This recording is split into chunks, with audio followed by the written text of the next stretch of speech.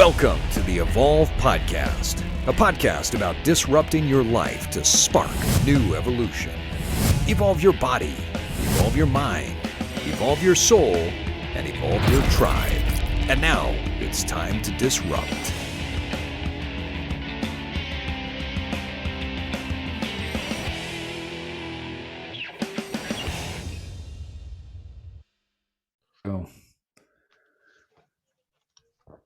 And we're live. Myles, how you doing, man? Dr. Steven Cutler. What's up, man? How are you? The third. Good. Third. It's a beautiful day here. I don't know why the third. I just came up with that right now. But I'm not a doctor and I'm not the third. But well, you looking good today. How's the day? The weather's good here in Utah. How is it for you? It's beautiful here. It was gray all day, but it was like beautiful gray, like the sun would peek out every once in a while and go back in, but the weather felt really fine. The last couple of days has been really humid. Today the humidity had dropped, so it was actually beautiful out. And I ran over to Tiago's school, and the campus is really nice. So I've been out all day running around. It's pretty stunning out here. Yeah, beautiful day. We've had some weird weather in Utah. Typically at this time of the year, you got some heat, but it's been unseasonably warm. And then over the weekend, we had some monsoon rains come in. Really? In fact, it flooded a lot of areas. Yeah, there were some videos showing flooding in the streets of downtown Salt Lake. I think my sister, one of her neighbors, it flooded into their home, which is pretty rare when you see that, especially this time of the year. We don't get a lot of monsoon. It's not like Ohio. When we lived in Cincinnati, we'd get those rainstorms in the fall, winter time that would just dump. I mean, massive rainstorms. And Utah's just not that way. So it's been kind of weird to see that, I don't know, this whole climate change. Maybe we should do an episode on climate change. Yeah, like people's personal experience with it, because, you might have all the deniers out there, but the one thing you can't deny is things are happening.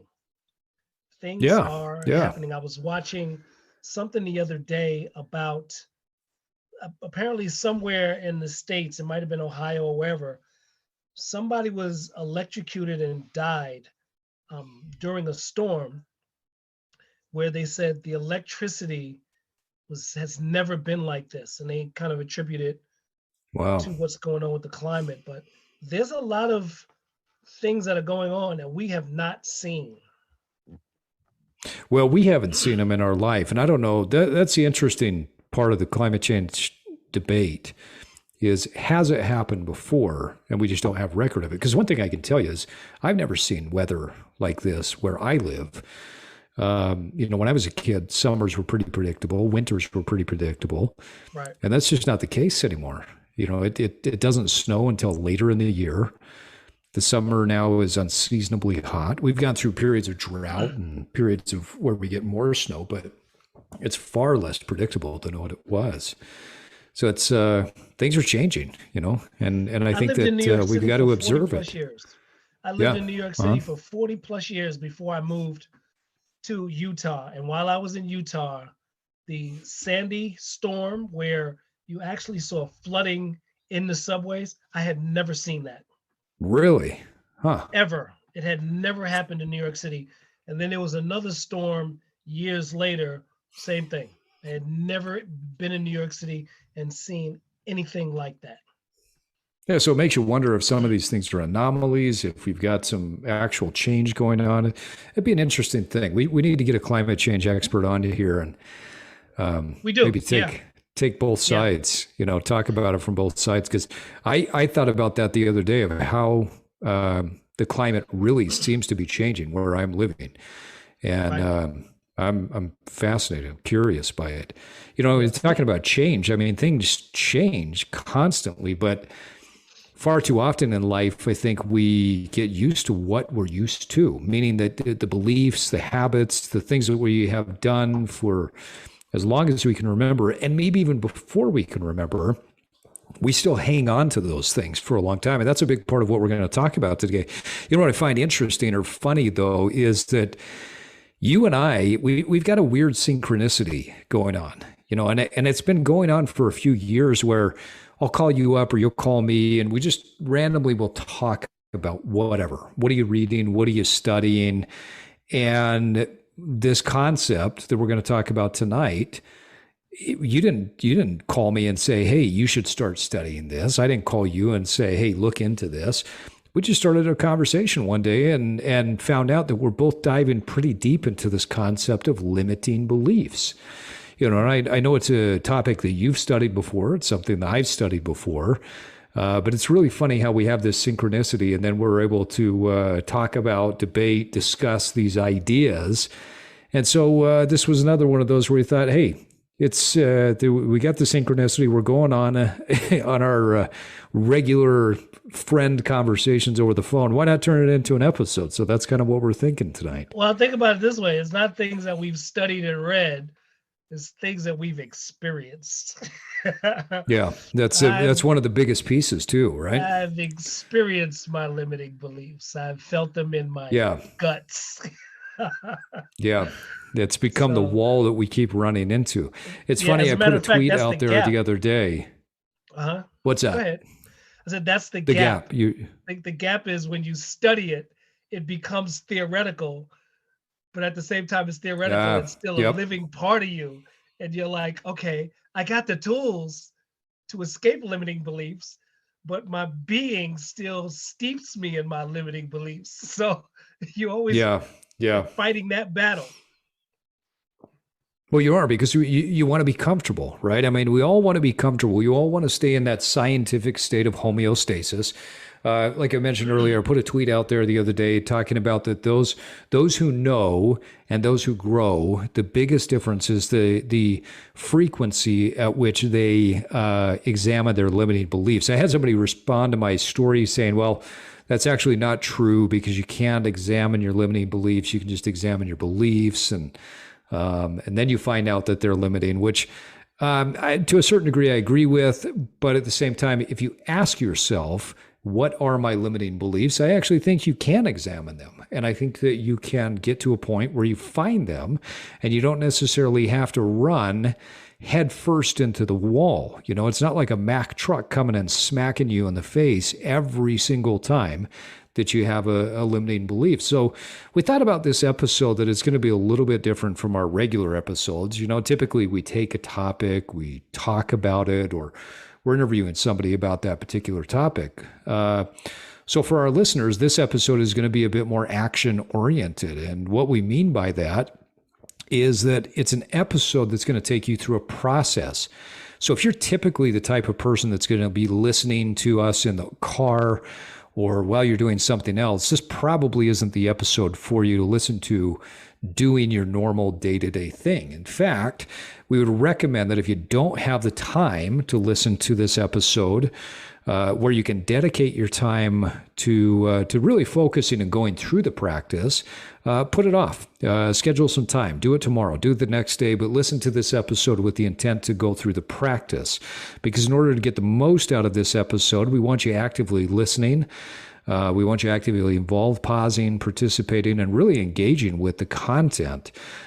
We're going to walk you through a process to help you identify and begin breaking the chains of those limiting beliefs. So, Myles, I think this is going to be a lot of fun. Are you ready?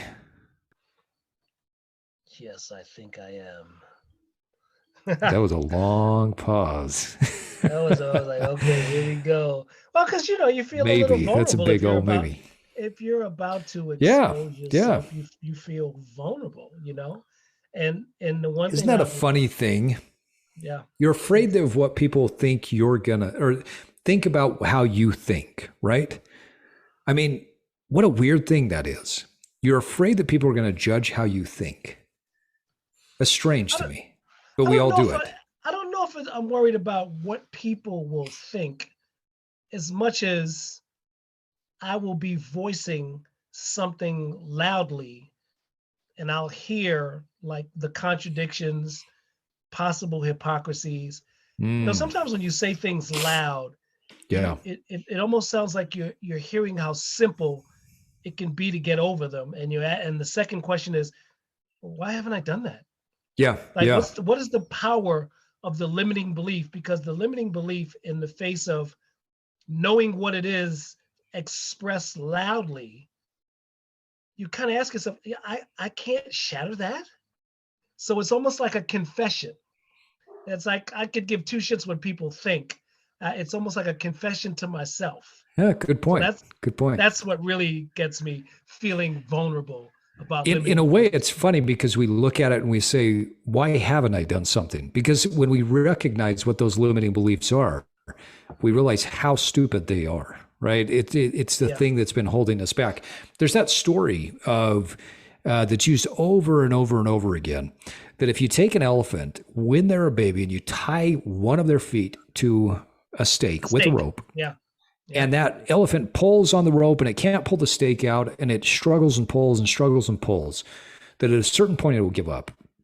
Now, as the elephant grows, still tied to the same stake with the same rope or something like unto it, it could pull it out. It has the physical capacity to do it, but it gave up because that belief that the rope is strong enough to hold this now massive elephant is still there. And far too often, that's what our limiting beliefs are. And it can feel embarrassing. It can feel like an exposure. It can feel like almost a disappointment in ourselves at times. Like, why haven't I fixed this before? Right? I think there's a myriad of feelings that can come out, but I'm excited to go through this. And like we discussed, so the process tonight for our listeners, I'm actually going to walk Myles through a process that I've been using for some time now, and I've seen some amazing results with it. And I've also used it in my coaching of other people. So when I speak to companies or when I'm doing one-on-one coaching with people, this is a process that I've been using. And there was a point recently where I was coaching somebody on it, and I thought, God, Myles and I have been talking about this. We need to teach this. This is something that we need to provide to the world, so that if there's one person out there, two people out there that see some benefit from it, that's great.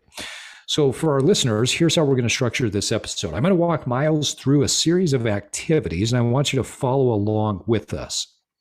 But in order to do so, you're going to need three things. The first thing you're going to need for this episode is something to write on. So that could be a journal. It could just be a blank sheet of paper.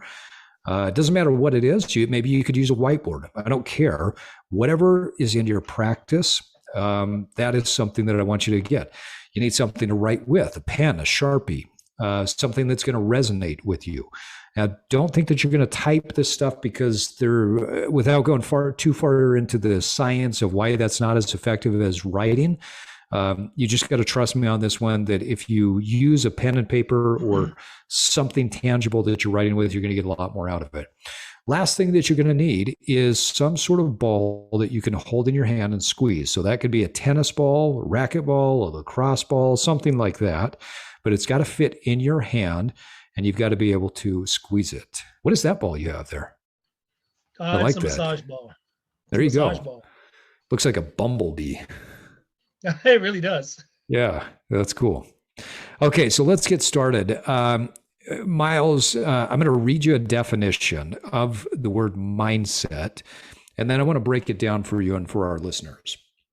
So a mindset is our deeply held beliefs, our attitudes, and our assumptions that we have created about who we are, how the world works, what we're capable of, and finally, what we deserve and what's possible. So we're going to focus in on a few of those things. So let me read that faster for our listeners. A mindset is our deeply held beliefs, attitudes, and assumptions that we create about who we are, how the world works, and what we're capable of, including what we deserve and what we think is possible. Now, we're going to hone in. Can I interrupt one second? So simplistically put, a mindset is, flip that word, a set mind. Yes. Thank you. Which goes back to something that Carol DeWick talks about in her book, Growth versus Fixed Mindset. If you haven't read that book, highly recommend it. After you do this exercise, go pick up Carol DeWick's book, get it on Audible, write it down, whatever it takes. Read that book. It's one of the best books that you're ever going to read. All right, so let's focus in on the first word, deeply. So for something to be deep, we have attached meaning to it. Deeply held beliefs are that way because we've created them with significant emotion, or there's a significant memory that's tied to them. The state at which a belief was created can be a powerful anchoring of that belief. That's where depth comes from. So to get deep, we must have dug, or this belief burrowed its way in, which means that we must have planted it, or we pushed it, or we buried it with thoughts, emotions, and energy on top of it, just like you would plant a seed. Deep also means that it was pushed in or pushed down, has now become part of the long-term memory, and it lives in our subconscious. As part of that subconscious, it's now wired deeply into the operating system and not just the software. So think about it like this. If you're a software engineer, you're a person that writes code. Now, when you're writing code for software, that is something that tells the operating system, it tells that piece of software what it's supposed to do. When this happens, do that. Deeply held beliefs are like code that gets embedded inside of us. So in a way, we're under its spell. We're coded that way because of this belief. We've got a line of code that's embedded deep inside of us into our operating system, and that allows us to function until we strip that line of code out and we replace it with code that works. I think it's also important to know that that code can be imposed from an external source, and yes, it can also be something that you have planted inside you. So you can have an external source, mothers, absolutely, fathers, churches, cultures, whatever, impose a belief that goes unchecked, that you firmly embed in yourself. And the other version, what Steve is talking about. And I would say it's important to recognize, because this is something that comes up in coaching sessions that I do with people, is people will say, well, this is what my religion taught me, or this is what my parents gave me. And they want to blame that entity or that person or their bad childhood or whatever it was, regardless of whether you put it in or somebody else did. Once it was there, you allowed it to be there. Now, there's nothing wrong with that, because if there was a belief that you picked up at 5 years old or 8 years old or 12 years old, you probably didn't have both the mental capacity and certainly not the emotional capacity or bandwidth to be able to recognize this and say, hey, that's a bad idea. I'm not going to put that belief in there. All right. So you pick those things up over time. What's not important is where it came from. What is important is that it's yours. You own it. And you are the one that if you take full accountability and full responsibility for your life, you say, hey, that's mine. I own it. Now I've got to change it. I've seen far too many people get stuck in this fixed mindset and say, I got this from so-and-so. My mom did this to me. My dad did this to me. Whatever it is, doesn't matter. It's now yours. You own it. Now, while you weren't responsible when you were younger for these beliefs that came into you, you're responsible now as an adult, that as soon as you recognize it, you have a responsibility to take accountability. You know, you have to account for it. You have to look at, just like an accountant has a balance sheet of the debits and the credits, you now have to look at this and say, hey, this is something that's pulling from my account. This is something that rips from my emotional bank account. This is something that rips from my intellectual bank account. And now I'm accounting for it, and I got to get rid of it. I have to address it. So part of what happens when people challenge old beliefs is that when they rewrite the code, they actually break the system. In fact, I had somebody call me recently in tears and said, Steve, I need some help. I don't know, one, who the hell I am, and two, what the hell I should be doing. And I said, why? And they had built this foundation based on a certain system of beliefs that now was crumbling underneath them. And they said, now what? What do I do now? Now that I don't believe this, and I do believe that, what can I do? And so it's important to understand that there are certain things that when the code is removed, they will break part of the perception that you have of yourself and the way the world works. That's totally normal. That's part of the evolutionary process. But that's also the beautiful piece that you have the ability now to create the life you want. So the processes don't work because so many other things were tied to that code. For instance, if I believe that I was born dumb, that I was born with a lower level of intelligence, and then all of a sudden I realize that, you know what, I'm not dumb. I do have intelligence. All of the lies that I told myself related to that will start to crumble, and now I won't even know how to move forward in life. But that's where the power of creativity and the power of imagination comes in, which we'll get to in another episode. But in order to remove something that's very deep, we've got to replace the deeply coded material with something that works. So, for instance, and I want you to write this down if you're listening to this episode. Remember, this is one of those active episodes. This is not a driving in the car episode. If you're going to change the code internally, you have to pay attention to, number one, other thoughts that were tied to that belief. Now, you're not going to find all of those thoughts today, but what will happen is you become aware of the thoughts that were tied to that belief. So there's one code that relies on another code in this operating system in your brain. Pay attention to those. Keep a notebook. Write them down because you're going to have to deconstruct those over time. Number two, you're going to have to change your environment. There are certain triggers in your environment that you have that you're not even aware of. If you call yourself a fat person, if you feel like you can't lose weight, stay in better shape, well, there are environmental triggers that are feeding into that belief. Every time you walk by the potato chip aisle at the grocery store, that's a trigger. You need to change your environment. You need to go maybe on the edges of the grocery store and just shop where the meats and the fruits are and never go down the potato chip aisle because that's the thing that triggers you. If when you walk into your environment, you don't have books on bookshelves and you've told yourself that you're dumb, you need to change that. Get some books in, right? So there are things about your environment that you're going to have to change as you change some of these deeply held beliefs.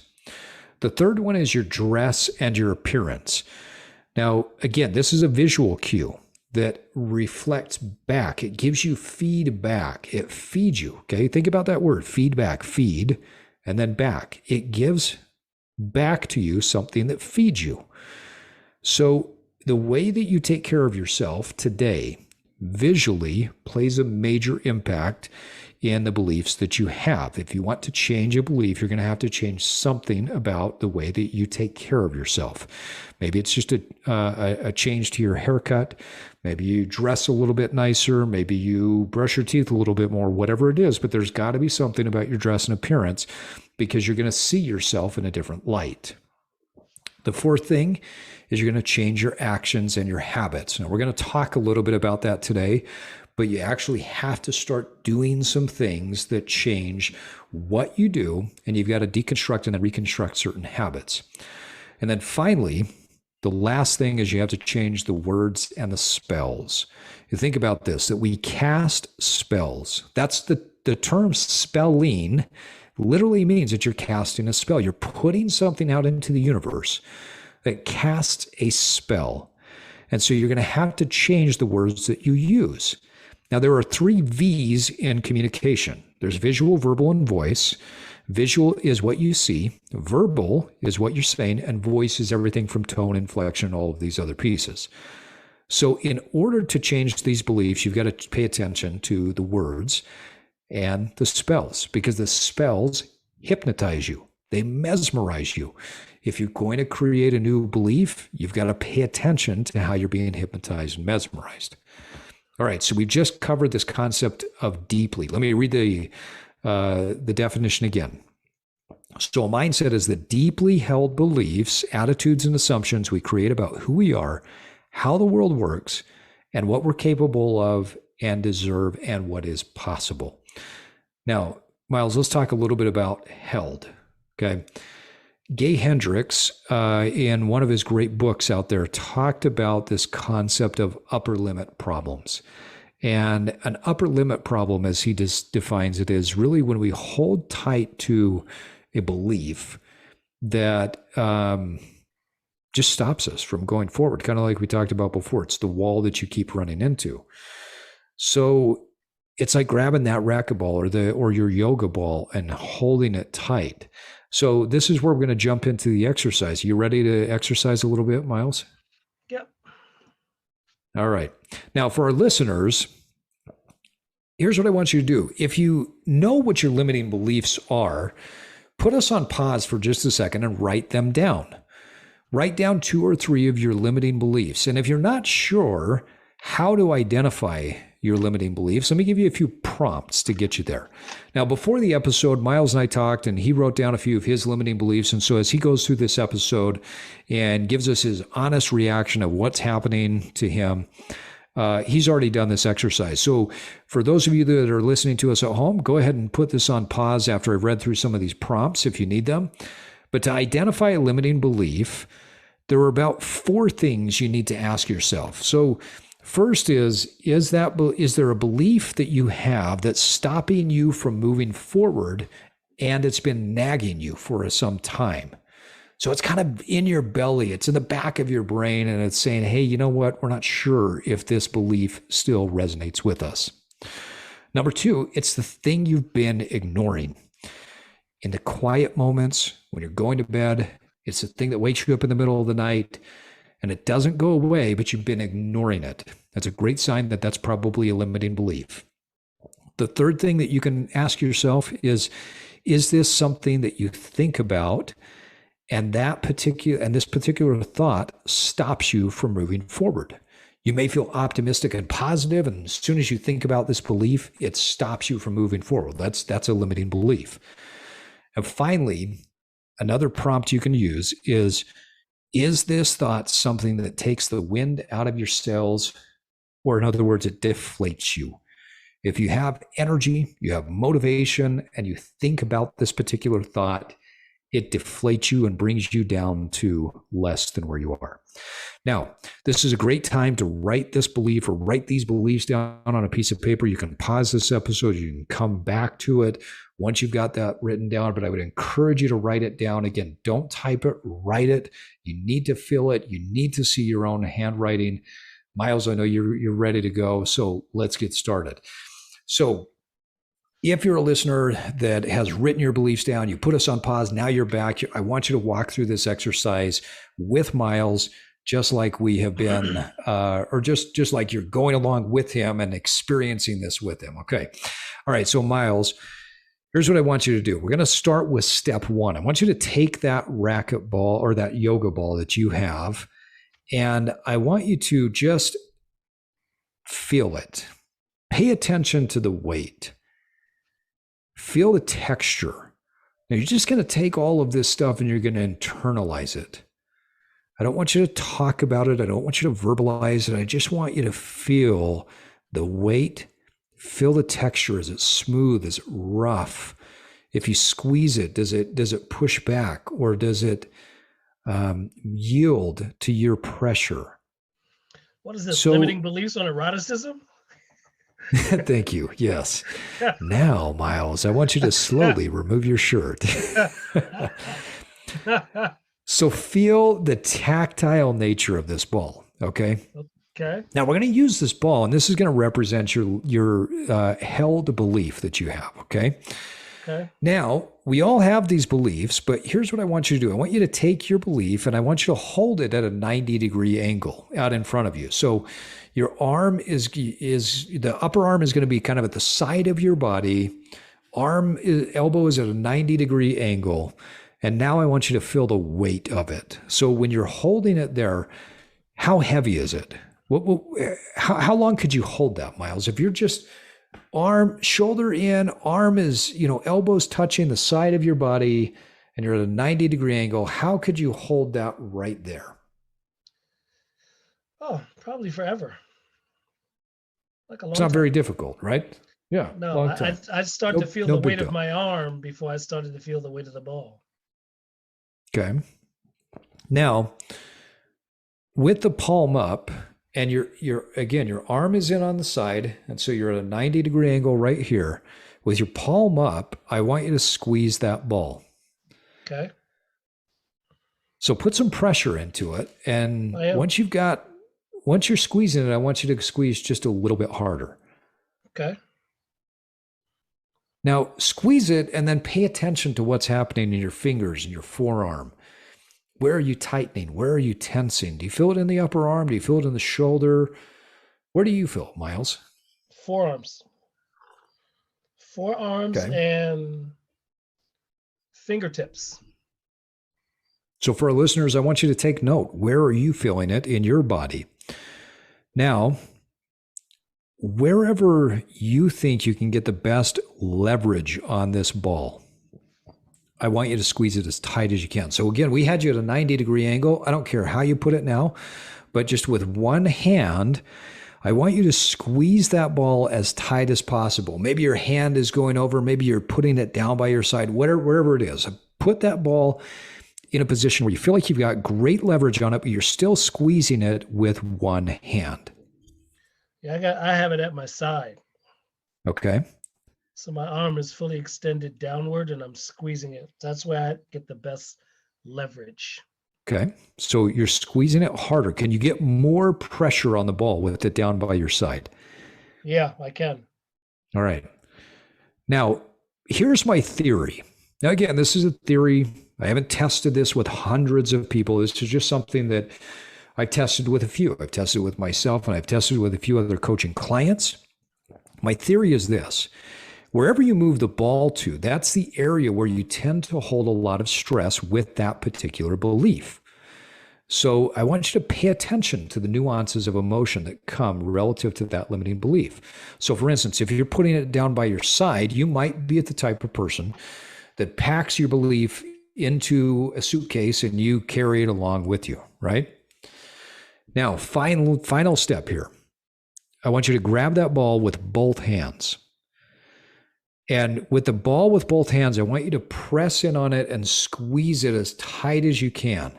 And I want you to think about it that the more you press, the more crescendo it is happening here. You're getting more and more contraction as you go along. Now, as you push and you get leverage on it, this is what we would call a dogma. This is a deeply held belief that represents more of a deeper dogma that you're holding on to. It's so embedded in you, you may not even be aware of it. But I want you to pay attention to where are you feeling that pain? Where are you feeling that pressure? In a way, this is kind of the ghost in the machine. It's got a mind of its own. The pressure that you're feeling from this dogma is holding you. It's running the machine because the code is so deeply embedded and you may not even be aware of it. Okay. All right. Now go ahead and set the ball down, and we're just going to do a body check. Now for our listeners at home, this is where you pull out your pen and paper, and where you use the ability that you have to recall. So the power of recall is important. It forces you to be present while looking back. So you're developing part of your 360 degrees of having hindsight, insight, and foresight. We're going to use insight and hindsight right now by using this recall. So Myles, the first question I have for you is, what stress did you feel when you recognized the ball? Meaning that when you were holding it and you were just touching it and there was that tactile sensation, what did you feel? What was the stress inside of your body, or what was the sensation that you were feeling?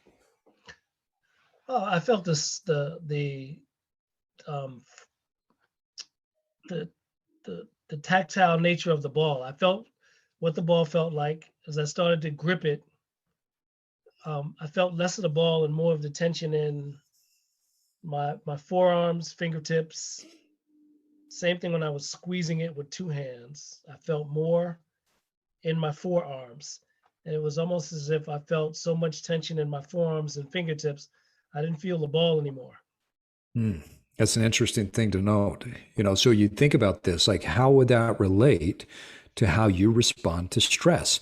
Now, see, one of the things I've noticed is that when I ask the question, how do you feel when you just recognize the ball? What did you feel like? Some people will say, well, I don't know. I felt the weight of it, or I felt that it was smooth, or they may describe it in very simple terms. Other people might be more descriptive. Oh, I could smell the ball. I could feel that the ball had a softness to it, that it was more pliable. I think all of this relates to how we relate to our limiting beliefs. Sometimes you might be that person that just looks at it and says, I don't know, life's hard, or I'm good. And you use very simple terms, but you don't recognize the nuances of it. Now, let's move to the second question, Myles. When you had the ball out at a 90-degree angle and you started to squeeze, what changed? So you went from feel the ball to holding it here at the 90-degree angle. What changed in your body? What sensations came up? Well, I felt less pressure when I dropped the ball to the 90-degree angle. Okay. There was less resistance. The resistance actually shifted from my shoulder to a little and lessening of my forearm to more in my fingertips or just below my fingertips. Okay. Muscles that had to contract in my fingers. So I felt it more down there, and I felt an alleviation of pressure in my shoulder and forearm. Okay. Now, if you were to hold that ball at that 90-degree angle, how long do you really think you could hold it for? I want to come back to that question. Could you carry it around on a regular basis? Yeah, I could. I mean, I don't know how long I could hold it, but I could hold it significantly longer as opposed to when I had the ball up. Okay. Now, how much do you think your ball weighs? What is it, pound? 2? No, it's half a this is pound? more half a pound. This is more ounces. It's a really light ball. Okay.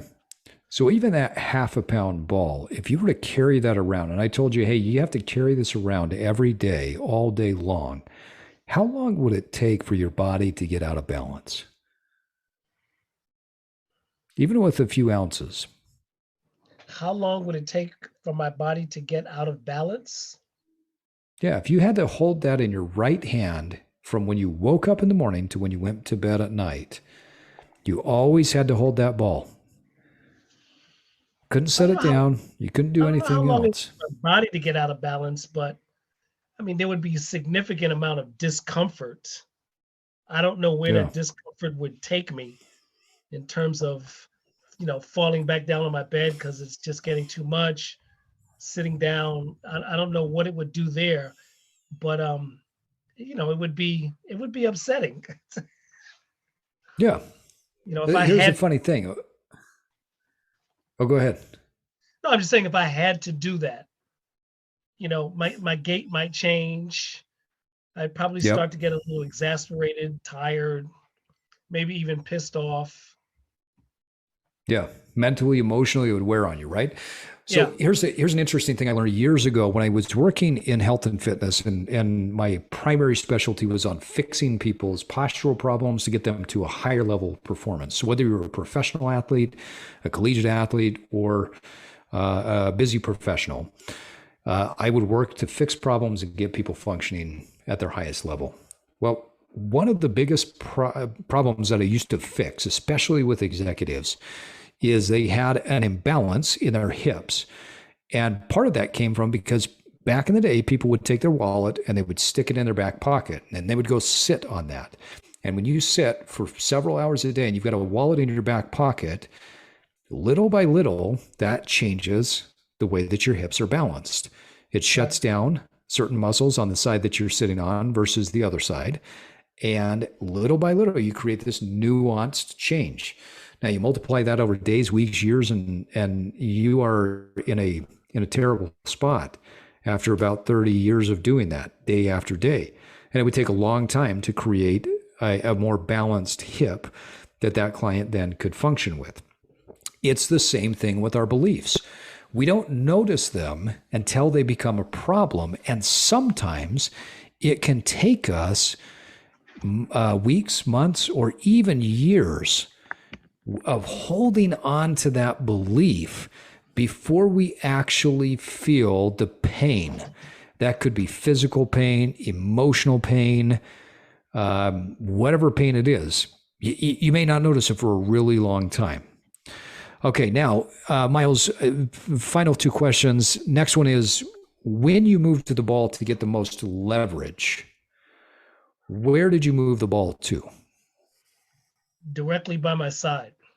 Okay. So again, this goes back to my theory of wherever you're moving it to get the most leverage, that's probably an area of your body that you're going to feel a lot of pain and stress when you get stressed because you're carrying a belief around. The reason I bring that up is I want you to learn to pay attention to where the stress is coming into your body. You mentioned things like your fingers, your forearms, your shoulders.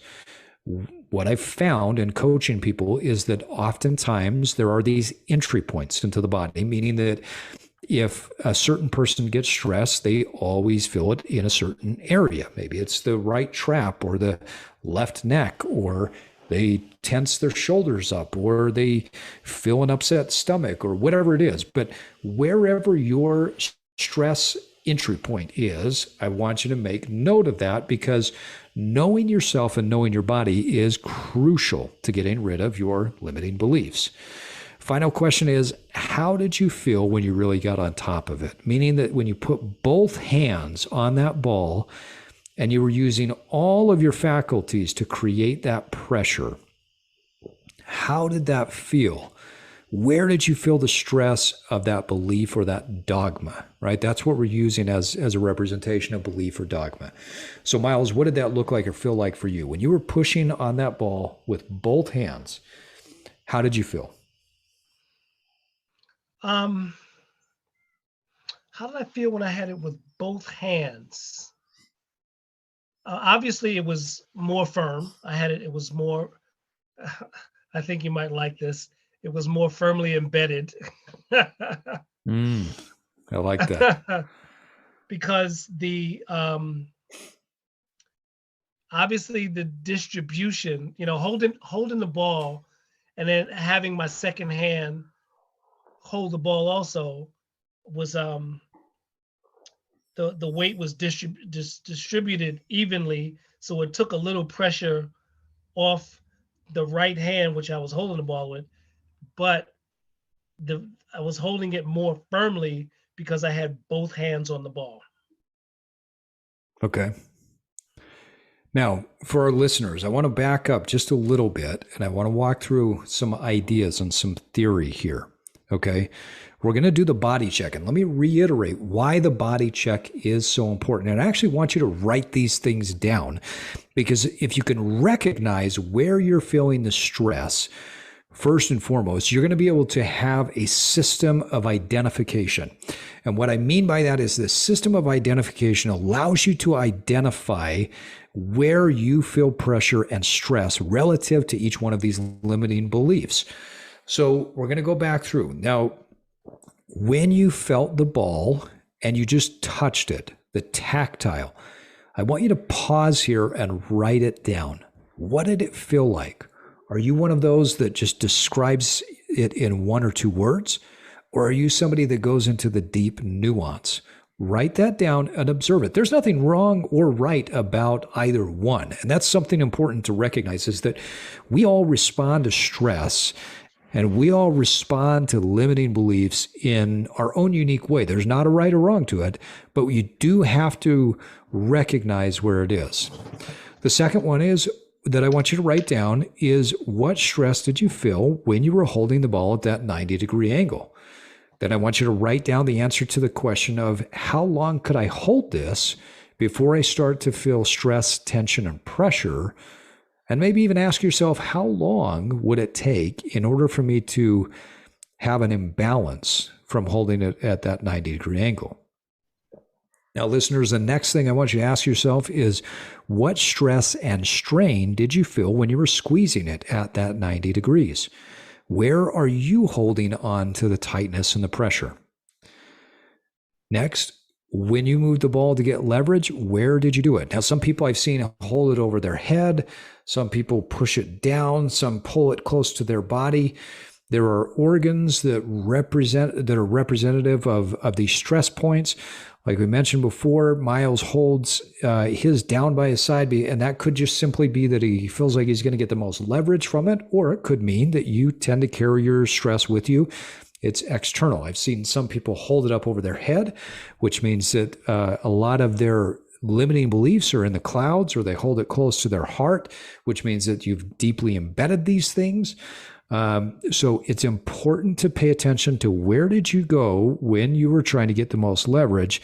And then finally, when you put both hands on it and you were focused on pressing, where did you feel this? This represents the deep dogmas that you have. Where did you feel that pain and stress? So take some time, do that body assessment. You can go back through, hit pause, take your time to write down your answers, and then come back to us. Now, Myles, here's what I want you to do. I want you to grab that ball and get into the leverage point. So not two hands, but I want you to hold on that ball and I want you to squeeze it as tight as you can. While you're squeezing that ball, I want you to read the limiting belief that you have written down. And if you feel like that it's in your practice today, say it out loud while you're squeezing as tight as you can.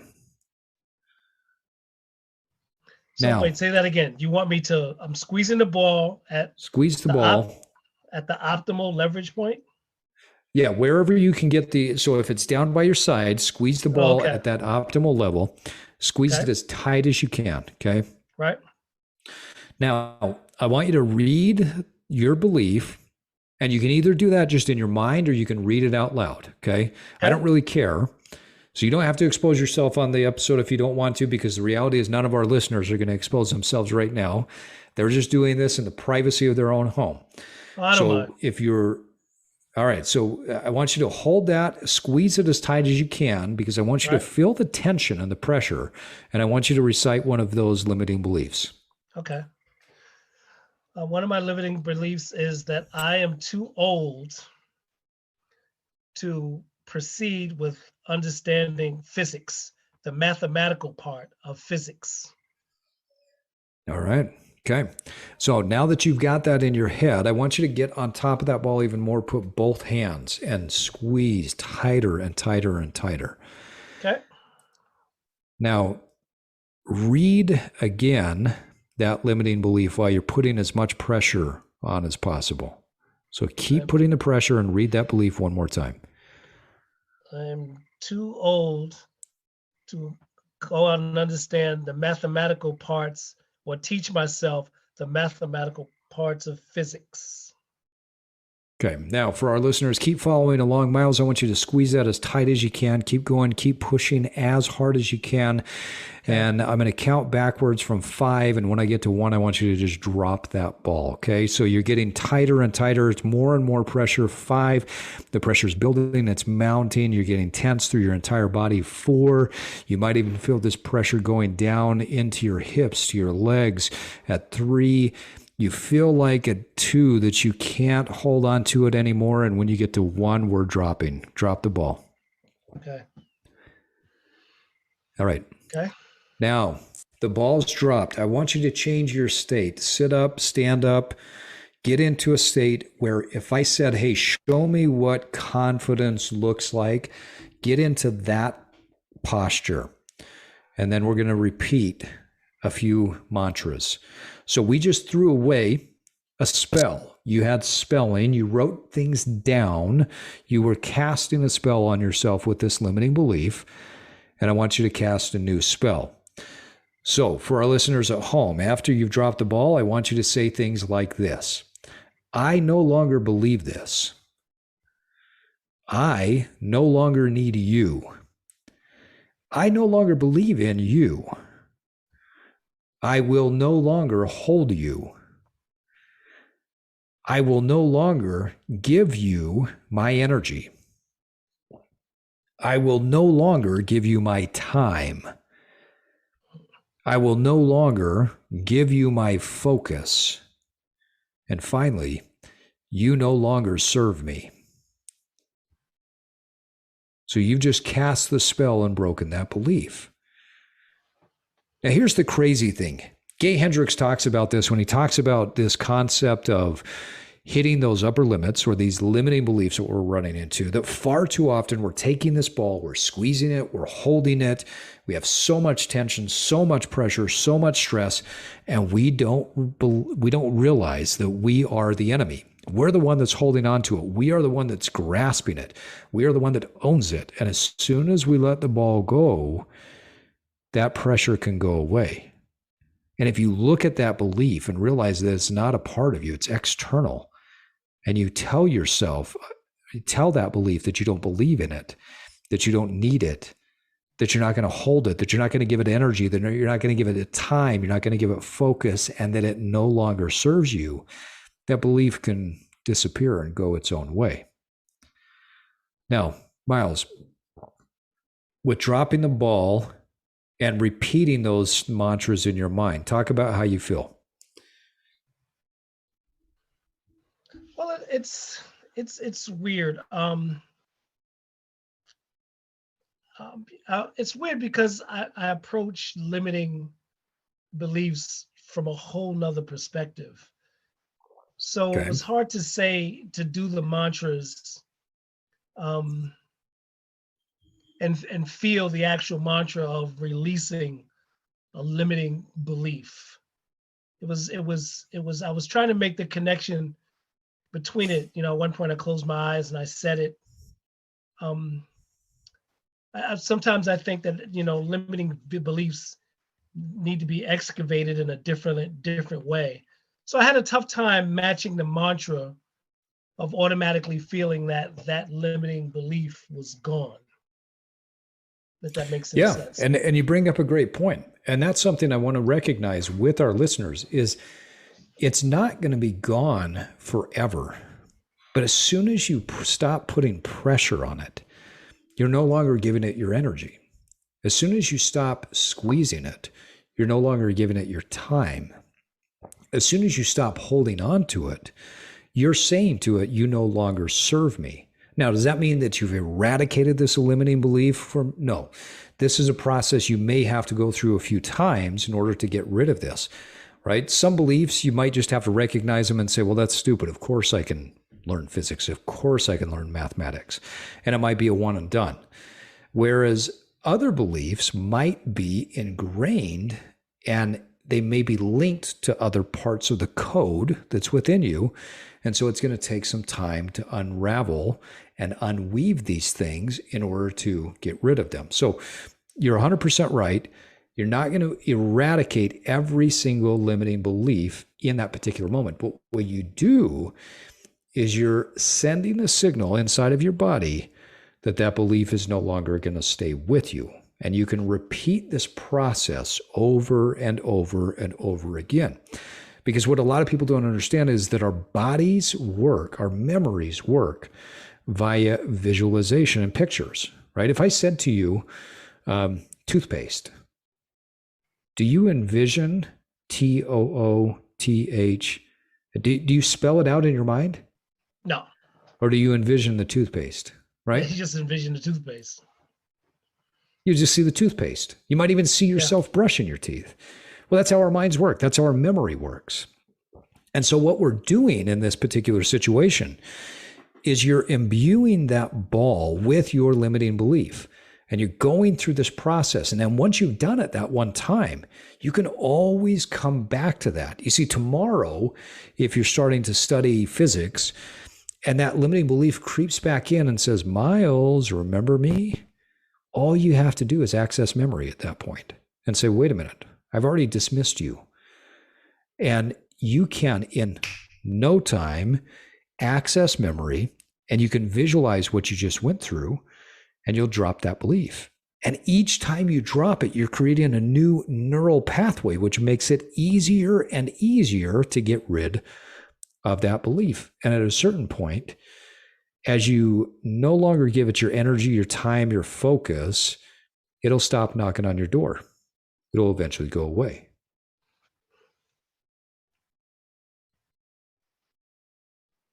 You're Is that for scratching me? your beard. I'm just thinking about No, this whole I'm pausing process. because I know you're a deep thinker. So I'm pausing and I'm watching you scratch your beard. I want to know your thoughts. Well, it's very interesting because there's probably many different ways to conquer a limiting belief as there are people on the planet, and Yeah. it depends on how a belief has been embedded with somebody, and then asking the question of what is it preventing you from doing.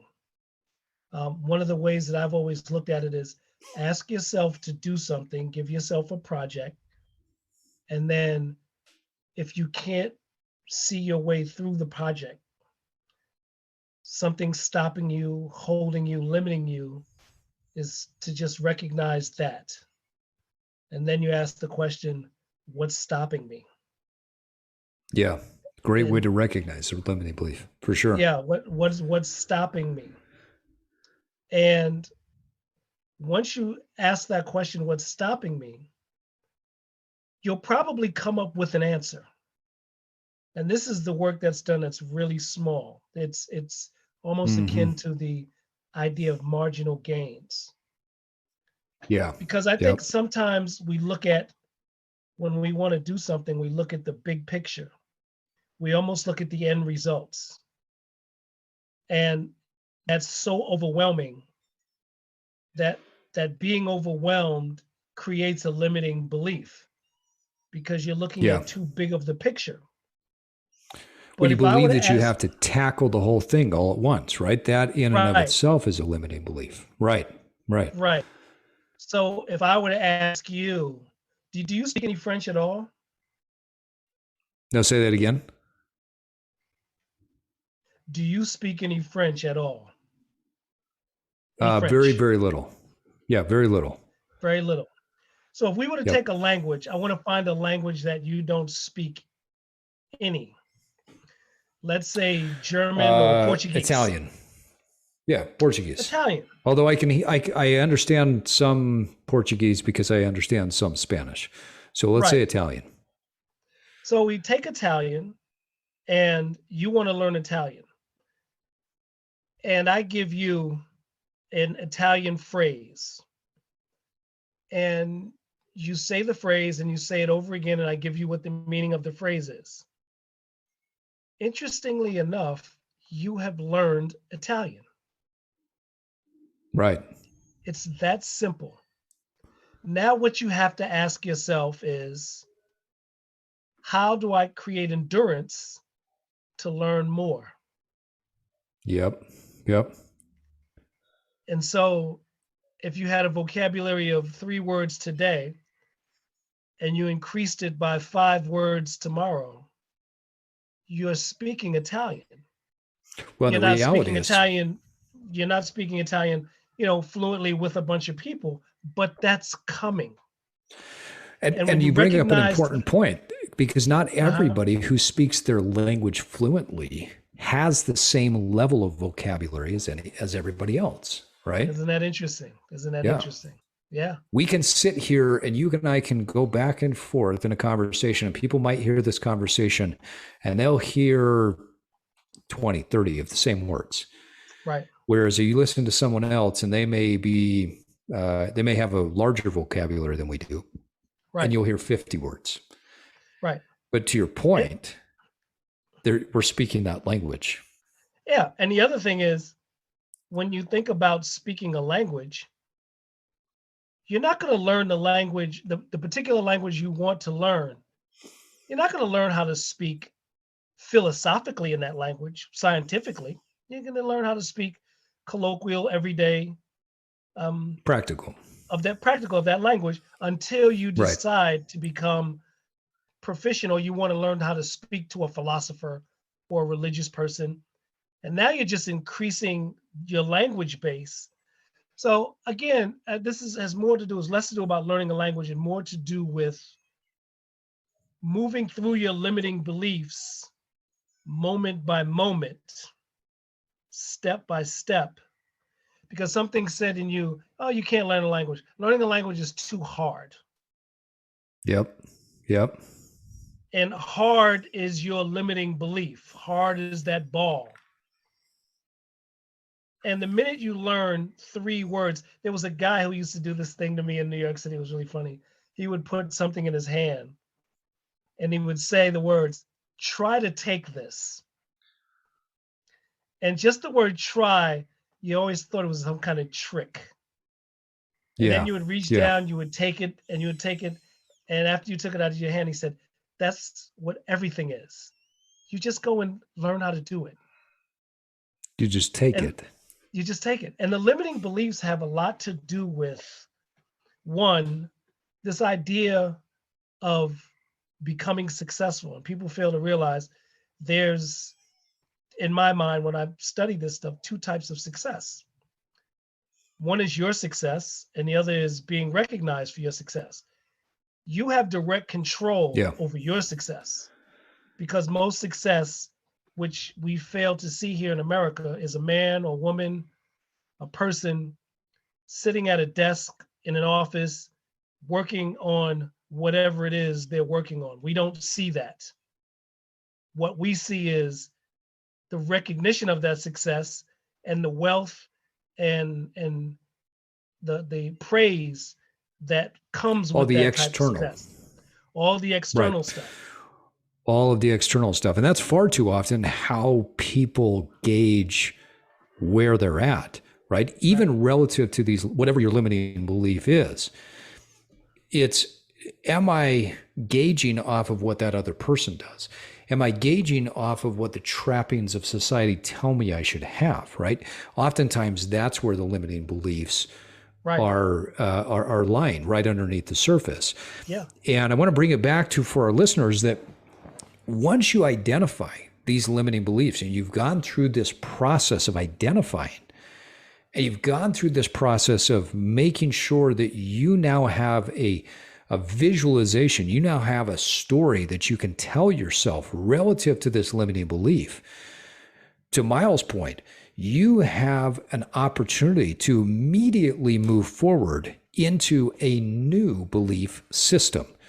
So if your limiting belief is, I can't learn Italian, and you've gone through the process and you've been squeezing the ball and you drop the ball, you do the whole thing, then you go learn 1 word. You now have proven that belief wrong because you learned Italian. All it takes is 1 word. All it takes is 1 phrase, and you've now proven that wrong. I am not strong. Well, you do 2 push-ups, you're going to get stronger. I am not smart. You go read a page in a book, you are immediately smarter because you read that page in the book. It doesn't matter if it took you 5 minutes to read that page, 10 minutes to read that page, you are immediately smarter. So whatever your belief is, you've got to have a process, a system of recognition that you go through and that you break it. So Myles brings up the last point that we want to do with our listeners. And that is, I want to say something real fast, because you said something that is ridiculously important. Okay. It's ridiculously important. And you said these 3 words, system of recognition. Mm-hmm. That is ridiculously important, because it means that with each tiny step you take, you are recognizing your success. Right. All right. Limiting beliefs are almost like ghosts. You can stick your hand, they're like clouds. When you look at a cloud formation in the sky, clouds look real. And if you've never been on a plane to drive or fly through a cloud, they look concrete. But when you're in a cloud, you can't see it. Yeah, you're just going through it. And limiting beliefs affect long-term goals.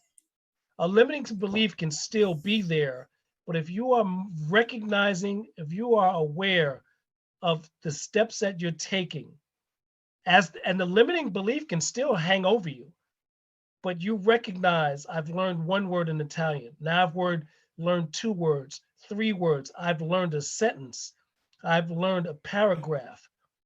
All of a sudden, that limiting belief, you really get to see is just a ghost, a mist that you can stick your hand through. It's not concrete. It's not a living entity. And when you see that, you can easily move through it. And the more you move through it, the stronger the limiting belief starts to melt, because you start to see, wow, I'm in control of this success. And the success is really small. It's incremental. But again, as I say, we in our country, and I don't know, I'm just saying America because I live in America. I don't know what the relationship to this topic is in India or Pakistan or wherever. I just know here in America, we show the end result of people who have gone through probably their limiting beliefs. You hear these stories all the time.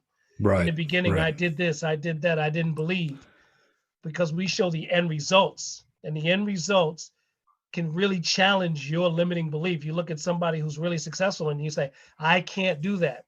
We don't show that person sitting in a dark room with a light, a candlelight, a pen and a piece of paper, writing their novel, writing epic poetry, creating, when you hear about Steve Jobs and Wozniak in the garage, creating Apple.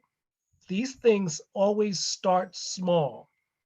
And it's easy to start small to challenging a limiting belief than to think big and have the limiting belief say, there's no way you can fucking do that.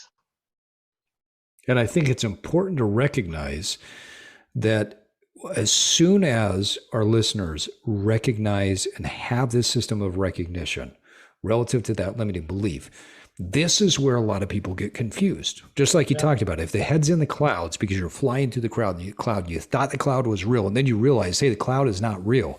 It can confuse you because you're in this cloud and you can't see what's going on around you. But as soon as you move through the cloud, you then have clarity. And so once the limiting belief is gone, this is what I want you to do. I want you to write down right next to whatever that fixed mindset or that limiting belief was. I want you to write down an empowering belief, something that moves you forward. Think about that word for a second. Empower, create from within, build an internal empire or power. You see, I think empower and empire are similar words because they have similarities in this process. To empower oneself means that you have built an empire internally of beliefs that are so strong, that are so powerful, and the gates are just wide open. You now, after having dismantled your beliefs, little by little, incremental steps, you will empower yourself to build an empire of success. Now, if you do that, if you take that limiting belief and on the opposite side of the paper, you write an empowering mindset, the final thing you need to do is take some sort of action. Do something to get there. There's this idea that you got to fake it till you make it. That is a garbage idea. If you want to get smarter, you don't think about or fake getting smarter. You go read one page of a book. That's getting smarter. Then tomorrow, read another page. If you want to learn a language, you learn one word today. That's learning a language. If you want to get in better shape, do 10 push-ups right now, and then do 10 more tomorrow. Whatever it is, just do it. There's no need to fake. Fake is external. Making it is internal. So whatever you've written down as your empowering belief, go take action on it as soon as this episode is over. And then let us know what you're doing. We really want to hear from you. What was your experience like? Shoot us a message. Find us on Instagram. Send us a direct message. I would love to hear what your experience is. Also, I'd love to hear if you like content like this. This is a totally different episode than what we've ever done before. Would you like more episodes like this where we walk you through a process of evolution, or maybe we bring a guest on to walk you through a process of evolution? Send us your feedback. We would love to help in any way that we can. We build this content that we put out on our own dime. This is something that neither Myles nor I gets paid to do. We just started the podcast a year and a half ago because we had a passion for personal growth and evolution and talking to interesting people. And so we wanted to put this out there to help people. And so we hope that it's helpful, and we would love to hear from you on what your experience is. Well, Myles, thanks for going through this with us tonight, and thanks for your insights. I think they've been, as always, you bring great insights that our listeners are going to take away. But I do want to throw one final question at you. We asked this question to all of our guests, and so even though you're not my guest tonight, you went through the process. But I'm going to ask you the question that we ask all of our guests. So at Evolve, we believe that people evolve their lives by stacking one simple habit on top of another. It doesn't have to be hard, just consistent. Right. So relative to limiting beliefs, Myles, what is the most important habit that you would like our listeners to build? Is think small and stay consistent. I love that. Just think small, really small, and stay consistent. If you the small do that, things make the big things. I will guarantee that you will see success. Yep. It's just think small, go small, think really small, and stay super consistent. Create. If you want to create a really great habit, create a time that you are going to think small and stay consistent. Whatever topic it is, it could be anything. It could be a political belief, right? Where you say, like, I'm a Democrat or I'm a Republican. I want to investigate the opposite of what I am. And you go and you read a little bit about it. 5 minutes, same place every day. See what happens. If it's mathematics, if it's a language, if it's music, if it's cooking. Yep. If it's cooking. I mean, one of the interesting things is that, which is so ironic in this time of misinformation, is that the world's historical and present day knowledge is at our fingertips. We can learn everything. It might be one of the reasons why times it's so chaotic, is because people are overwhelmed with the massive amounts of information that they have access to and are afraid to access because it's overwhelming. It literally is overwhelming. I have days where I am numb because my desire to learn is so large, and the amount of information that I can learn, it is right at my fingertips. And sometimes I just say, I'm going to go back to bed. It's just too overwhelming. But we have never lived in a time like this. Information historically has been for elites and the church. Yeah. But now it's at our fingertips. Right. And so if we can everybody has access to it. Everybody has access to it. You can settle down. You can learn architecture, art, politics, whatever. You can challenge your own set of beliefs. But if you stay consistent and do it in small increments, marginal gains, that fucker will grow. And you'll look up whatever it is, a year later, it's gonna grow. 2 years later, and you'll literally be amazed at, look what I built, look what I did. Look what I did. So again, think incrementally and stay consistent. Think small. Well, and on that note, folks, it is time for us to wrap up another Evolve podcast. We want to thank you, our listeners, for listening in and going on this journey with us. Myles, hey, thanks for the conversation, and thanks for going on the journey with our listeners today. I think we've had a great conversation. Yeah, and I hope that this is something that our listeners can take away and utilize as a tool and a technique. And I think, like Myles said earlier, this is one tool. It's one technique. It's certainly not the entire toolkit that you're going to need to continue to evolve your life, but it is one tool, one process that you can use to start to break some of your limiting beliefs, create a visualization that you can then use multiple times to break through and little by little chip away and truly start to evolve. Now, remember, it does take time and consistency to evolve, but first you have to disrupt. But now it's time for you to get out there and evolve. Thank you for listening to the Evolve Podcast. If you like this episode, share it with your friends. Follow us on Instagram at Evolve_cast and subscribe to our podcast on your favorite podcasting app. And now it's time for you to get out there and evolve.